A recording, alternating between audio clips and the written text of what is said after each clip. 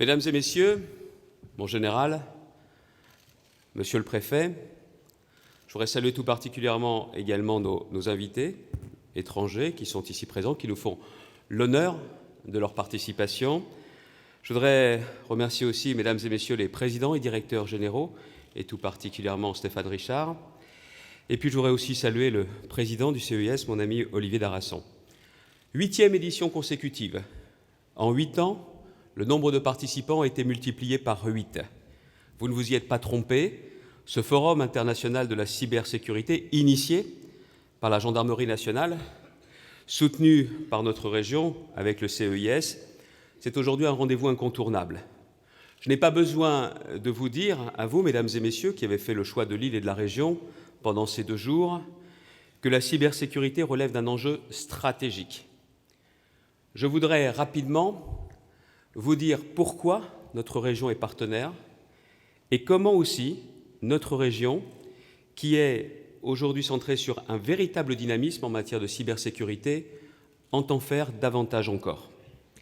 Au cours de ces années, tout d'abord, ce forum s'est ouvert aux entreprises et au monde. 73 pays représentés, si je ne me trompe pas. Les États, comme les entreprises, se doivent désormais de placer la cybersécurité parmi leurs priorités d'action. S'adapter en permanence à l'évolution très rapide de l'économie numérique, bien sûr. Je pense à l'Internet des objets, pour ne prendre qu'un exemple. Mais ce qu'offre ce forum, en plus, ce sont des échanges de très haut niveau pour mieux comprendre les enjeux de la cybersécurité, mais surtout pour rechercher des solutions pour y faire face. Dans ce cadre, le choix de la région ne doit rien au hasard, je le pense. Une position géographique clé au cœur de pays dont l'économie est vraiment tournée vers le numérique, la proximité avec Bruxelles, où se construisent les réponses européennes aux défis du numérique, le commissaire européen en parlera mieux que moi, ainsi également qu'une orientation vers l'économie de la 3e révolution industrielle portée par Philippe Vasseur et par mon prédécesseur Daniel Percheron. Tout ceci justifie votre choix, un choix que la région Nord-Pas-de-Calais-Picardie entend bien conforter dans les années à venir. La cybersécurité, même si j'ai parlé d'entreprise, c'est un enjeu régalien, un enjeu de défense, de sécurité intérieure essentiel dans une époque comme la nôtre, marquée par la persistance, je préfère dire persistance plutôt qu'essor, du terrorisme, mais aussi de nouvelles formes de cyberattaques entre les États et contre les États. Notre pays doit donc relever ce double défi, adapter notre arsenal juridique pour faire face à de nouvelles formes de criminalité, mais recourir aussi aux technologies de l'information et de la communication pour moderniser nos moyens d'investigation et de sécurité publique. À ce titre, je plaide depuis longtemps pour le regroupement au sein d'une même direction, niveau national, de l'ensemble des acteurs contribuant à l'innovation technique et scientifique et qui dépendent aujourd'hui de directions différentes. C'est dans ce cadre que de nouveaux programmes pourraient être développés pour moderniser nos services d'investigation, nouvelle génération de vidéoprotection, l'API pour le contrôle des véhicules, système de traitement du big data pour notamment déceler les signaux faibles, je sais que vous y êtes particulièrement attaché, mon général, et aussi concernant le maintien de l'ordre avec les drones et notamment les drones urbains. Dans le même ordre d'idées, nous devons mettre en commun les différents fichiers informatiques pour garantir plus d'efficacité aux services de police et de gendarmerie. À l'échelle européenne, dans le cadre de la lutte contre le terrorisme, je suis favorable depuis bien longtemps à ce que nous nous dotions de nouveaux outils comme le PNR pour tracer les données de ceux qui, bien évidemment, empruntent l'avion, mais je suis également favorable à la réflexion, à la mise en place d'un PNR du ferroviaire. Enfin, je suis convaincu que nous devons adapter notre arsenal juridique et technique à de nouvelles formes de criminalité, l'usurpation d'identité sur Internet, le piratage des données personnelles, l'atteinte à la propriété intellectuelle, notamment en augmentant vraiment les moyens de l'Agence nationale de sécurité des systèmes d'information et de la délégation à l'intelligence économique. Ai-je besoin de vous dire que l'espionnage industriel et les menaces pesant sur nos entreprises sont immenses? Certainement pas à vous. Il est donc nécessaire pour elles de se protéger, de protéger leurs relations entre elles et avec leurs clients, de créer un espace de confiance et de sécurité nécessaire à la croissance de leurs activités. Pour le prix Nobel d'économie Kenneth Arrow, la confiance est une institution invisible qui régit le développement économique. La confiance est une institution invisible qui régit le développement économique, c'est l'un des facteurs clés de la croissance. Et donc, il nous appartient de trouver les solutions techniques pour renforcer cette belle institution qu'est la confiance. Nous avons pour cela la chance d'avoir en France, dans la région, des entreprises leaders dans le domaine de la sécurité informatique.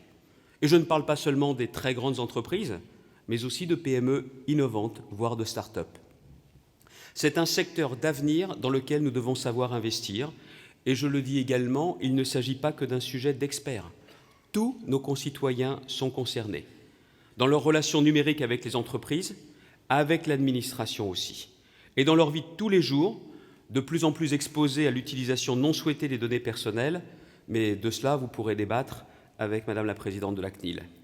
La cybersécurité touche donc à la souveraineté des États, et il est temps de bâtir un véritable projet de souveraineté numérique au niveau national comme européen.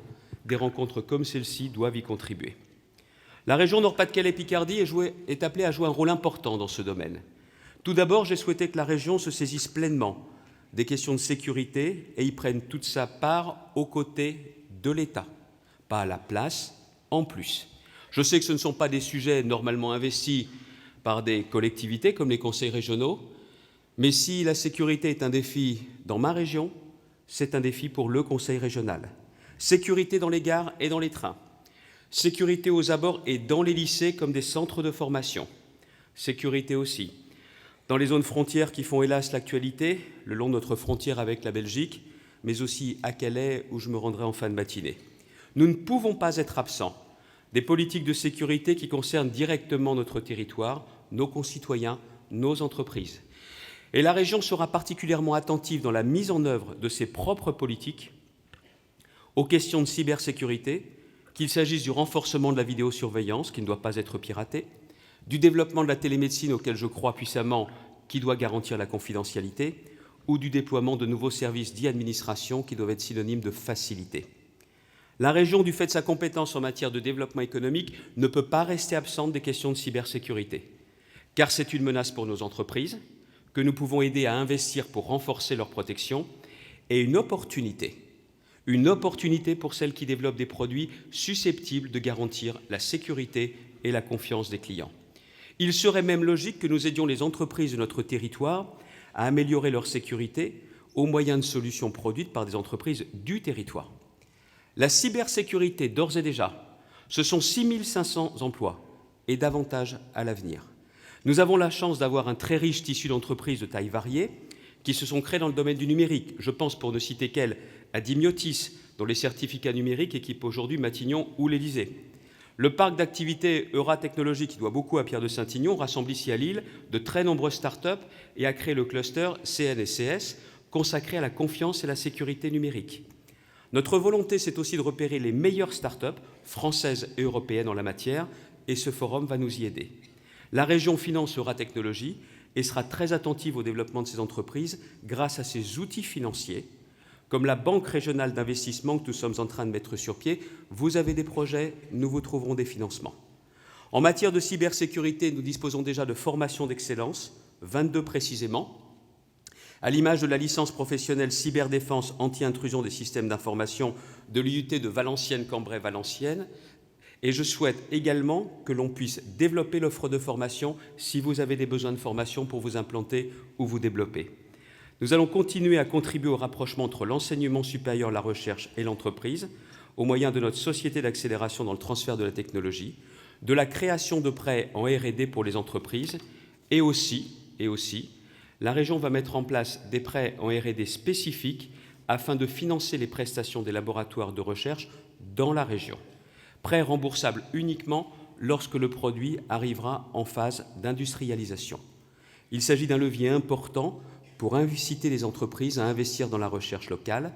Et quand les entreprises seront également en phase de dépôt de brevet, elles seront aidées par la région, car ce dépôt essentiel peut être très coûteux. Toute entreprise qui déposera un brevet pourra être aidée par la région, notamment quand elle veut se protéger sur les marchés internationaux. Formation initiale, formation professionnelle, financement. Je suis convaincu que les emplois de demain sont aussi dans l'économie numérique. Alors la région Nord-Pas-de-Calais-Picardie sera à ce rendez-vous. Le tout dernier point sur lequel je veux insister, c'est en matière de prévention. la sensibilisation de nos concitoyens dès le plus jeune âge, au travers de l'éducation numérique, à la question de la sécurité sur Internet. Je souhaiterais que toutes les multinationales du net, j'ai déjà eu l'occasion de le dire, se mobilisent davantage et mettent une part de leur profit au service de cette guerre totale. La sécurité n'est pas l'ennemi de la liberté, n'est-ce pas, mon général, mais au contraire, elle se renforce l'une l'autre.